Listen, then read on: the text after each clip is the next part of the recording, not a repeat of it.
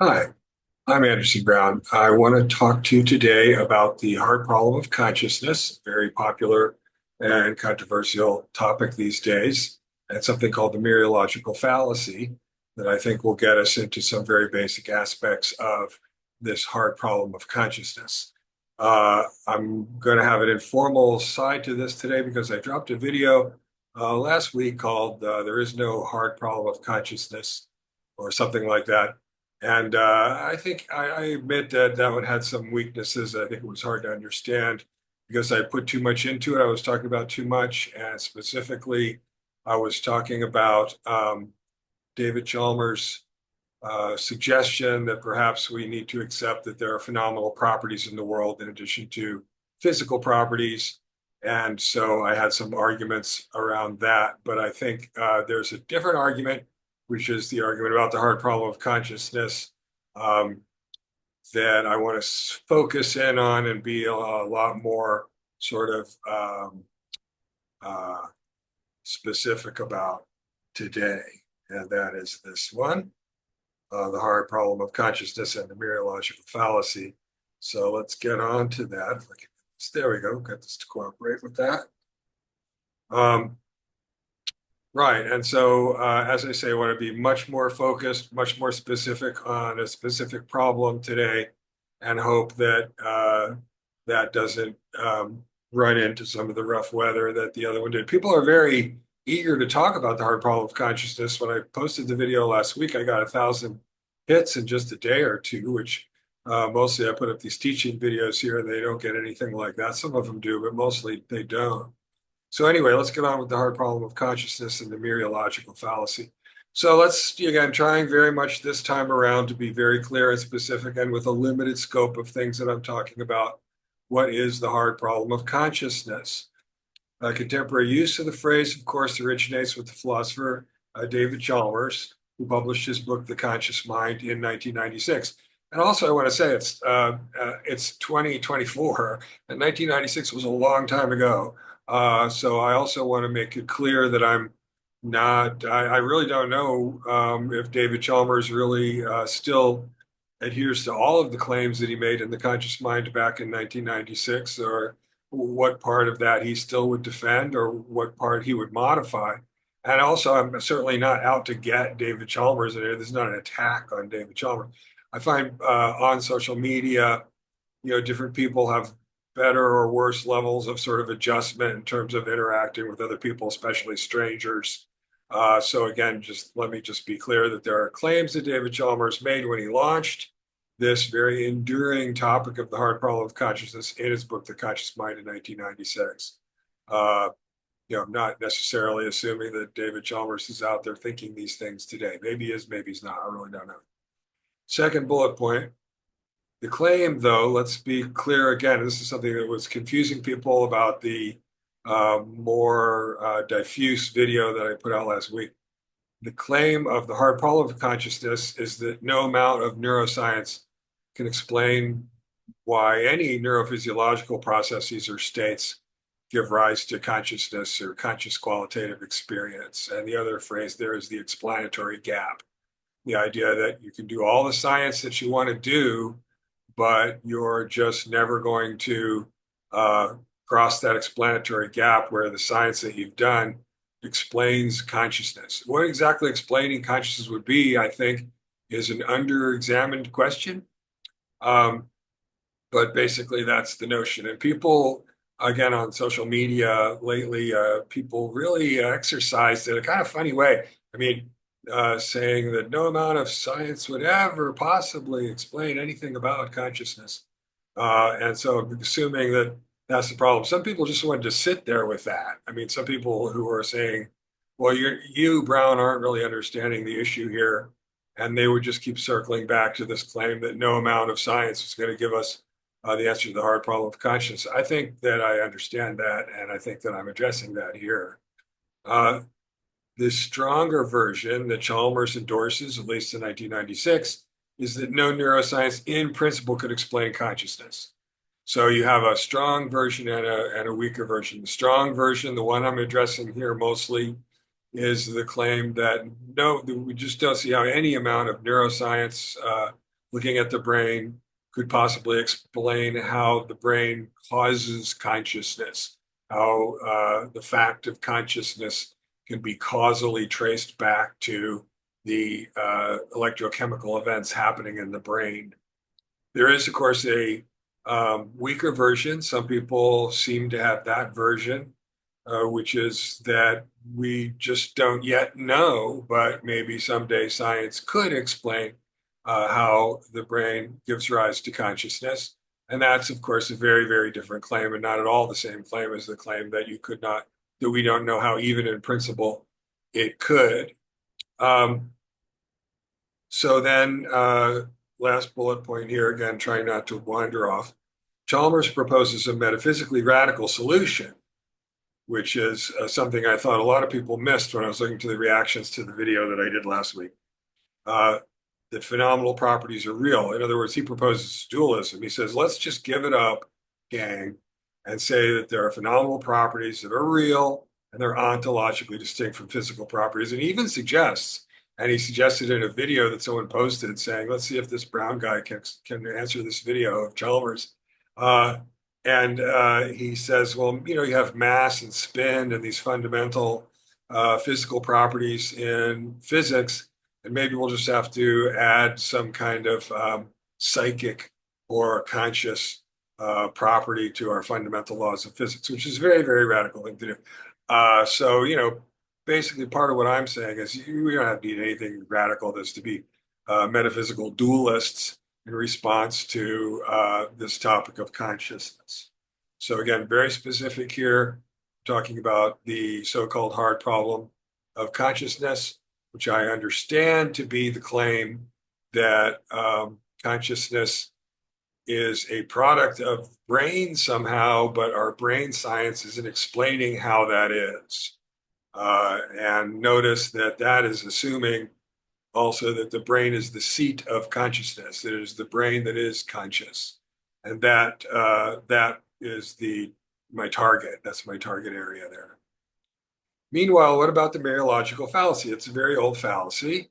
The Mereological fallacy is the fallacy of confusing the parts of the whole with the whole itself. We find the original discussion of this with the great logician Aristotle, including in his De Partibus Animalium, where he talks about the version of the Mereological fallacy that we're describing today, the fallacy of ascribing psychological properties to a part of the body. I remember in years past, in more general metaphysical conversations, a version that would be it's a very Aristotelian version, but involving cars, that a pile of car parts is the same as a car. And of course, the difference, as Aristotle would tell you, is that the parts don't have the formal relationship with each other such that they function as a car. To be a car, after all, is to be something that you can get into and drive around on the roads with. That's what a car is. According to Aristotle, anyway, what is it of a thing is the function of a thing. And a pile of all the parts of the car, just in a big heap in the driveway, obviously cannot perform that function, and therefore, on that teleological logic, is not a car. Second bullet point. The fallacy then is widespread in modern neuroscience, where psychological attributions are frequently made to brains that only make sense when attributed to all animals. This is really the central point of this video, I think. Thus, cat brains don't see, cats do that. Dog brains don't want treats, dogs want treats. And a very important exposition that I don't think has ever gotten the attention it deserves, although it's been reviewed widely, is Philosophical Foundations of Neuroscience, published by Bennett and Hacker in 2003. Of course, Hacker, one of the world's foremost interpreters of Wittgenstein, and this whole issue here is a classic example of what Wittgenstein's talking about when he talks about metaphysical grammar and the way that the grammar of the language can lead us into mistakes. Last bullet point on the slide. The hard problem, since it identifies the brain as the subject of the attribution of consciousness, all right, the subject of the attribution of consciousness. I'm attributing consciousness to the brain, saying the brain is conscious. This is an example of the Mereological fallacy. The cat is conscious. The cat's brain is not conscious. And I am conscious and my brain is not conscious. Consciousness is a property of whole bodies, not of brains. That right there, consciousness is a property of whole bodies and not of brains. That's the thesis. And, this is philosophy, and you do need to reflect and chew on that a little. I'm trying to make it all as clear as I can, but it's reasonable to expect some effort from the readers. I was a little bit alarmed by some of the dismissive responses that weren't really substantial, and it's clear enough that the hard problem and David Chalmers have enough sort of socially constructed status now that you might just sort of wave off something that you don't understand. Sources of fallacious reasoning about the hard problem. This first one that, again, I'm seeing all of the I'm learning a lot by taking some of these videos, some of these ideas out on YouTube and out on Facebook groups and other forums and seeing how people react. And it is a good exercise, although it's emotionally a little funny sometimes. First bullet point. The fallacy reflects misunderstandings about the relationship between science and philosophy. People really don't get this. Some people think that philosophy wants to be a sort of old school way of knowledge production, but still producing knowledge the same way that science does. That's not correct. But there are philosophical problems. You don't have to be a philosopher. There are conceptual problems. Scientists confront conceptual problems all the time. Sometimes they respect or recognize that line between empirical scientific questions and conceptual philosophical questions, but they have to deal with conceptual questions. And of course, good scientists are smart people, and they'll do that. Second bullet point, as I said before, Chalmers himself proposes dualistic metaphysics as a resolution. He's confronted with the hard problem of consciousness as he has defined it and stated it. He says in 1996 that, well, maybe we just have to accept that some kind of metaphysical property dualism is right, that there just are these properties that are not physical properties, but that are real properties. But that's not the way the hard problem has sort of been digested by a lot of people in the community. Again, as I noticed by a lot of responses to the last video, the idea is that the hard problem is viewed as an ineffable scientific mystery. In fact, I've had people then saying, well, Brown, he just doesn't get it because he just refuses to see somehow. He's being obtuse and refusing to see that the basic problem is that no amount of empirical natural science is going to explain how the brain causes consciousness. Just sort of sitting with it, like that's the message. I got the problem. Now here we go. We all understand. And I'm not sure that all those people really get, by the way, that Chalmers says, well, maybe we need to be metaphysical dualists to deal with it, which I don't accept. But, is there, now, once again, is there science that's going to determine empirically whether dualism or monism is the right kind of ontological attitude? No, there is not.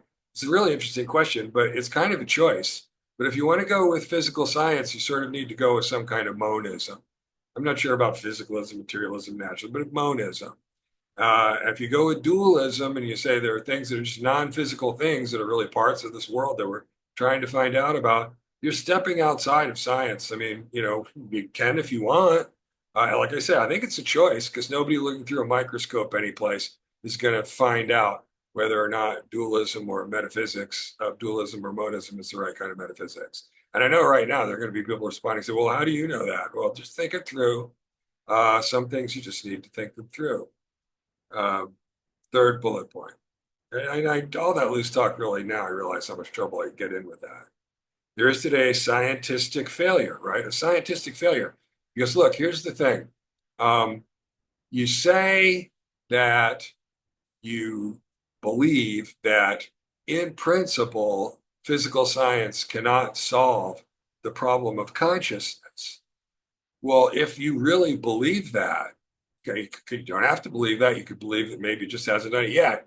But if what you are saying is that physical science cannot and will not solve the problem of consciousness, then you can ask yourself, what is this problem? And what are some other approaches?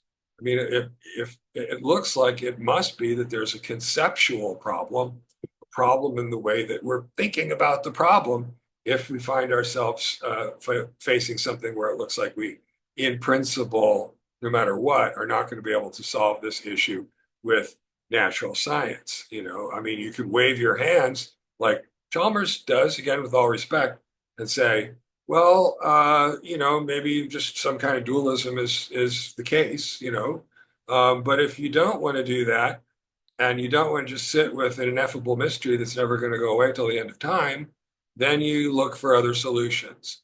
My view in general, and I have more to say about than I'm just saying in this video, but is that it's a pseudo problem. It's a conceptual problem. It's a problem for philosophers. And by the way, showing, you have a problem, you can show the solution to the problem. You can show that you're stumped and you don't have a solution to the problem, or you can show that it's a pseudo problem. And this was another sort of tonal, attitudinal thing that I think the community that I saw last week wasn't really recognizing. It can take just as much work to show that something's a pseudo problem as to show any of the other things you could show. It's not as if that's somehow a cop out. That's a perfectly reasonable result. This problem is not a real problem. That is my view of this. So again, on that third bullet point still, there is today a scientistic, right? So the attitude is that the only way that knowledge is produced is through empirical science. Failure to recognize that in addition to empirical problems, there are also conceptual problems that need to be resolved. And these are the respective functions of science and philosophy.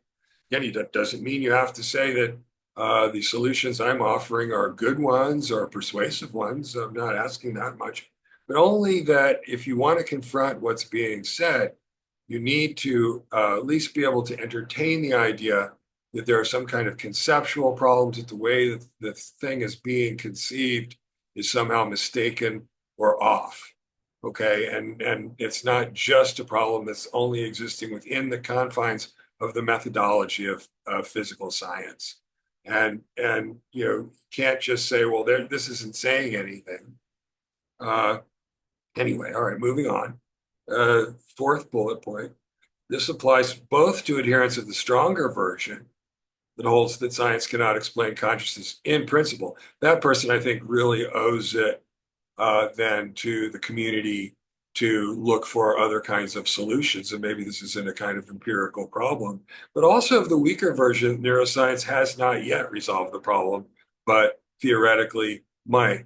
That person also, though, if the argument here about the Mereological fallacy is persuasive, is also incorrect in taking that view. Neither position is alert to the possibility that the hard problem might not be a neuroscientific issue per se. And, indeed, maybe the brain might not be the seat of consciousness, which in fact is what I argue and will argue here. It's not just, you want reasons for thinking these things. So as I said there, the first source of fallacious reasoning is a failure to see that not all the problems are empirical scientific problems, and particularly when we have a really intractable problem where people making persuasive arguments, you couldn't even in principle solve the problem. In science, it has to be that you can specify the observations that would be the relevant observations. You need to sort of have a theory, and it needs to be that the observations are possible to make. There are standards and criteria for claiming that a problem is a scientific problem. And when someone says something like, well, we just have to figure out what the neural frequencies are, we'll correlate them to consciousness. That'll show us something. Like Christoph Koch, the interlocutor for David Chalmers in a lot of this, wanted to claim. He's the one, by the way, Christoph Koch, who says, well, maybe we can get a scientific solution. Chalmers never says that. Neither position alert to the possibility that the hard problem might not be a neuroscientific issue per se. Second, so what are we doing now? I'm looking at the sources of this problem. the problem that the people have who think that there's a hard problem of consciousness. The first one that I talked about on the last slide was that they're in the grip of a kind of scientism where they think that there's got to be some sort of empirical solution to things. So you don't have a solution at all. And I'm suggesting, I'm just pointing out that frequently there are conceptual issues that can be resolved. But this is the more philosophical one, and that is that deeply internalized Cartesian dualist intuitions drive the hard problem. You don't have to see the problem in the first place. People think that they're over Cartesian dualism and they're materialists now, but they're not. And to bring up a maybe somewhat out of place philosopher here, but I just remember from my undergraduate days that Nietzsche says I'm a posthumous man, and nobody will understand the implications of this for 100 years from now. And I think he, to some extent, was talking about materialism and naturalism. That there is no mind. There's only the body. So let me just get on with the bullet points. The second reason, these internalized Cartesian dualist intuitions, although most, not all, with an interest in consciousness, not all. That is, the whole discussion and all the posts and comments and things in the social media is also riddled with people who are, saying things that are just way, way outside of this conversation altogether. People who think that consciousness is primary reality or consciousness doesn't have anything to do with bodies, and I, for one, pay attention to those people. I mean, I read through it.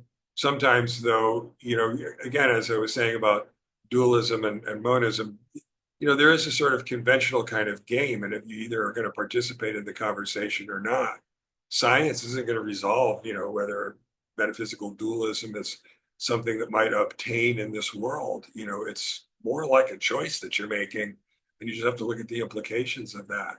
Anyway, although most, not all, with an interest in consciousness would describe themselves as thoroughly modern naturalistic thinkers, with little patience for what is frequently referred to on social media sites as woo-woo. Like woo-woo are these crazy people I was just talking about that most of us think they're crazy or can call them names by calling them crazy, who don't think that science has anything to do with consciousness at all and that the mind doesn't have anything to do with the physical universe at all, and so on and so forth. And so the phrase for that is kind of woo-woo. If I suggest that the problem of consciousness may not be entirely a physical, empirical question, some people will think that sounds woo-woo. Woo-woo meaning magically dualistic speculations. But what's really ironic? The ironic fact is that a great many of these people are in fact still in the grip of Cartesian dualist intuitions. In fact, I think that the hard problem is a symptom of someone who still has Cartesian intuitions, who still thinks that the mind is something different from the body in the first place. That's because they think that in the first place, that they think there might be some sort of hard problem at all. Second bullet point. Consciousness conceived as something separable from the body. Can I just think of it as something separate from the body? A non-necessary property. Might I just be a sort of automaton who's being sort of run by nature? I do have another video in this series about Cartesian distortions and free will determinism debate. If you already think that consciousness is some spooky thing, and Gilbert Ryle identified this problem of the sort of ghost in the machine in his book, The Concept of Mind, in 1949. People who want to sound like aficionados will tell you today that it's a kind of dated behavioristic view, but it's a really good book that you really should read. Huge influence, for example, on Daniel Dennett, that a lot of other wannabes think of as, some huge philosopher of our age. All these people, just people. So if consciousness is conceived as something separable from the body, a non-necessary property, epiphenomenalism, another faddish, cultish notion, already I think it's something spooky and non-physical. a property with no clear causal relationship to the eyes, ears, nose, etc. Because that's why you're conscious, because you have nerve endings all over your skin. You have an eyes and ears and nose and a mouth. That's what you're feeling when you feel your feet and your shoes right now, and that's what consciousness is. That's not something that's happening in your brain. Uh, Meanwhile, a thoroughgoing naturalism does not even recognize mental entities, processes, and properties in the first place, right? I mean, if you have a commitment to naturalism, that's your axiom. You just don't look at things that way. I mean, so, okay, this is what it's like to have a body like this. Is it spooky? Is it a miracle? No, it looks totally functional. It looks like we've got all kinds of background stories to tell about the law of effect in evolutionary biology to the effect that you're going to get bodies, that you're going to get bodies predictable that are extremely sensitive and reactive to their environment, which is all that consciousness is. You don't, you wouldn't, if you really were a naturalistic person, you really wouldn't even be able to understand what the hard problem was in the first place, because it's just a problem that's only motivated by these weird Cartesian intuitions about how non-physical consciousness is. Well, consciousness can't be described by physical science, really, because consciousness is non-physical thing. So there you are, you're a Cartesian dualist already, even though you like to congratulate yourself on your thoroughly modern materialism. Just being, responding to the responses to some stuff that I said. So a little bit more about these Cartesian intuitions. A long time before Chalmers talked about the hard problem, there was the homuncular fallacy, a widely recognized error in philosophy of mind. And in fact, if you go back to philosophy of mind in the 1950s, 1960s, you'll find discussions of the homuncular fallacy.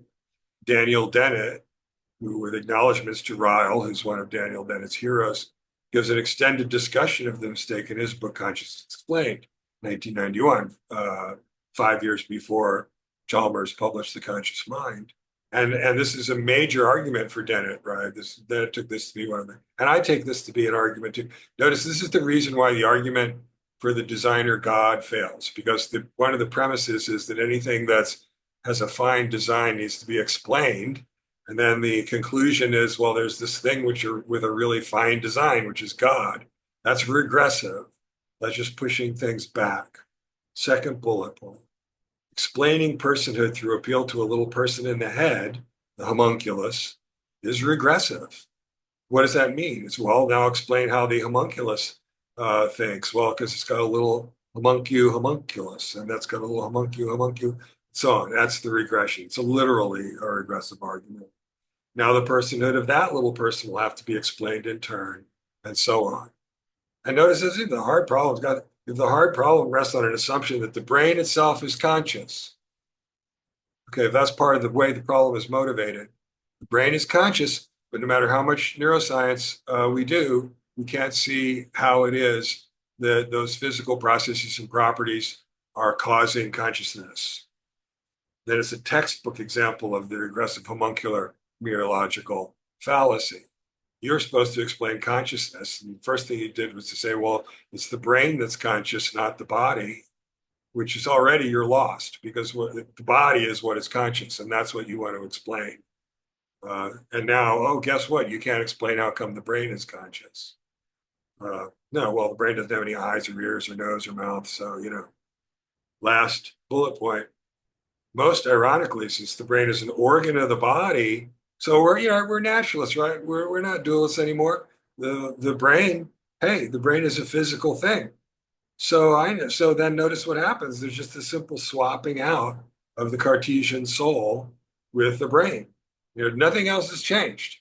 There's the soul and brain that's doing all the work, it's making all the decisions. It's actually the person.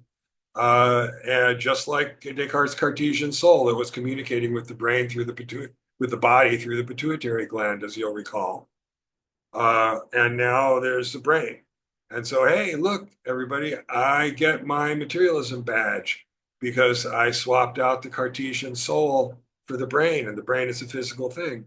But no progress has been made. It's a completely regressive move.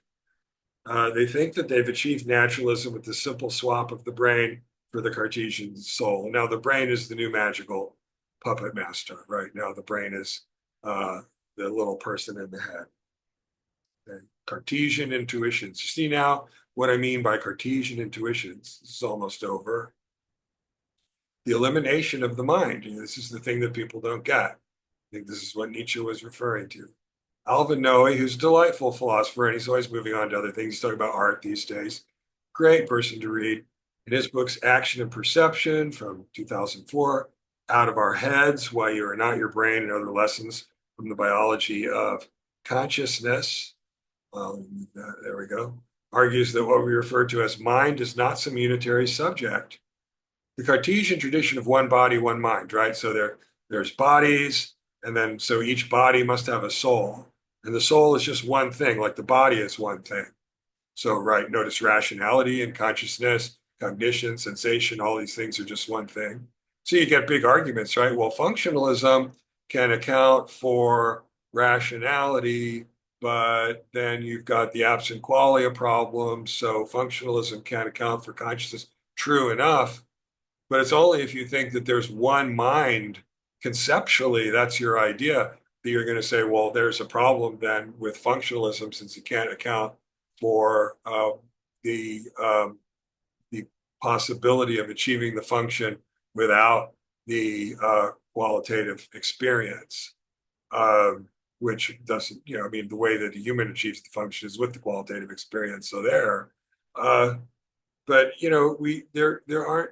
So again, Descartes, right, says, well, you got one body and you got one soul. And so all these arguments in philosophy of mind, like between the functionalists and the phenomenologists, right, are people just assuming that we need to have one theory of the mind, as if the mind is something, the mind is a thing. Mind is a heterogeneous concept. And in the last slide of this, I give you a tiny URL for looking at that notion that mind is a homogeneous concept. A heterogeneous number of functions, including both cognition and phenomenal experience, are taken up by various parts of the body.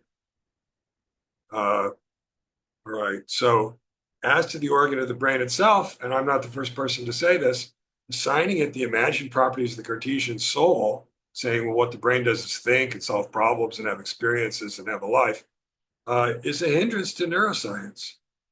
As a systematic, and not totally. I mean, obviously in neuroscience, we get whole correlations, for example, between neural activity and mental contents is hugely productive area, and I'm really excited about it and all for it. But it does obscure our view of what the brain really does. For what it's worth, and again, I don't, I mean, this is not really my department. That is, I don't owe anyone, a story about what the brain really does. But it looks like you've got a really powerful connectionist device. The joke nowadays is, well, how did you think of that?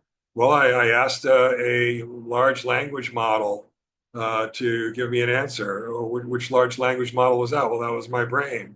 The brain is a large language model. And I do think something like that, something fairly reductive, notice, is sort of the way that things go. Just to sum up, then, my claim, he could be wrong, but I would appreciate somebody trying to show me why they think it's wrong. It's not obviously ineligible as a persuasive theory about consciousness. That is, that consciousness is a property of whole bodies. The whole body is conscious. Okay, 100 years ago, this is how I end the last that last video that had all the controversy. 100 years, it's the Elan Vital, right? 100 years ago, we're in the twilight of the hard problem of life. We were told at the turn of the last century, we might do all the organic chemistry, evolutionary biology, and so on that we're capable of, the argument went, but there would always be an explanatory gap between the physical science and the phenomena of life. And so what happened with that problem? Did some sort of genius come along with some great slogan, some insightful slogan? Or did someone show something as momentous as what Ramon y Cajal showed when he showed that there were neurons and that the brain wasn't just a single unit, but rather was bundles of neurons? No, it didn't. What happened was people just got satisfied. I mean, the claim was, you can talk about all the metabolic reactions in my body that you want, but you're never going to show how come I'm alive. And what happened to that? What happened to that was the scientific community, the biological community, just after a while said, no, that looks like that's pretty good. Looks like that is pretty much what we mean by is alive. And consciousness is like that, I believe. It is, we've got everything we need. What do we need? Neuroscience? No, not just neuroscience. Look at the body. Some people are really mystified by my saying this, and I'm not sure how to make it any clearer.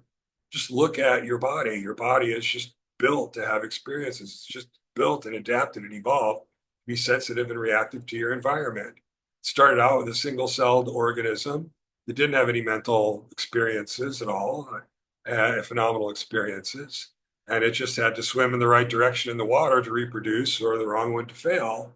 It's the law of effect. Positive outcomes reinforce, negative outcomes extinguish.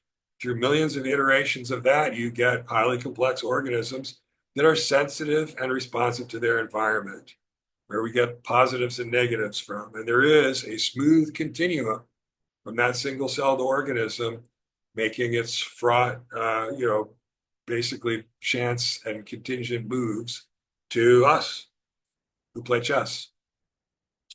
Last bullet point. Brains don't think. Brains don't think. It's not something brains do. They don't perceive. They don't comprehend speech or produce speech. There's parts of the brain that help us in doing those things. They don't solve problems. They don't dream. Dreaming is something that people do. They don't taste spaghetti sauce. They don't taste that there's too much garlic in the spaghetti sauce. Okay. They don't look at the beauty. They don't see the beautiful sunset. Those are functions of whole embodied persons in an environment. Nor do we typically say that brains do these things. That's not what we're talking about. We're talking about whole people. If I ask you why someone left the room and you start to tell me about neural events and muscles moving, constricting and moving bones on joints, I wanted the information that he was thirsty and he went for a drink. These are predicates that we attach to whole persons, not any parts of them. Bodies are sensitive and reactive to their environments, which is explained by their sensory systems and the evolutionary processes that develop them. And here I have, again, some of these tiny URLs you could jot down. There are a few other videos on my YouTube channel. There's one about pertaining to this. There's one about Cartesian distortions in the determinism and free will debate, which relates to some of the things I've said here. And you can look at the larger playlist there at that tiny URL that's provided to you. Okay. So again, this time trying as hard as I can, being honest, not being afraid of being controversial, and showing emotional reactions.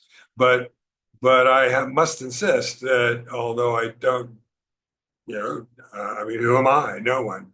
But you need to think about this question that the hard problem of consciousness, if it is understood as the problem of how is it that the brain is the seat of consciousness, or the brain is conscious, or neural events in the brain cause consciousness, that looks clearly wrong.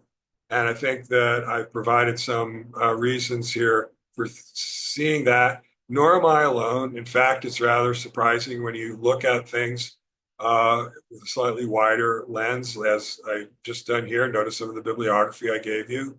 It's a common argument. The homunculus fallacy is regressive. That the mereological fallacy, as we see it mostly today, is in experimental psychology, where we see notably the brain being attributed as having properties that actually we attribute to whole beings, whole embodied beings in their bodies. So put this out there, see what happens, keep building this up. And, also making these videos is dry running things and testing out things for papers. Writing papers, it's a lot harder than making videos. So I'm sitting here in my beautiful palace, as you can see, making videos. All right, so thank you for your attention once again, and I hope that I'll hear from some of you and see some of you soon. Thanks again.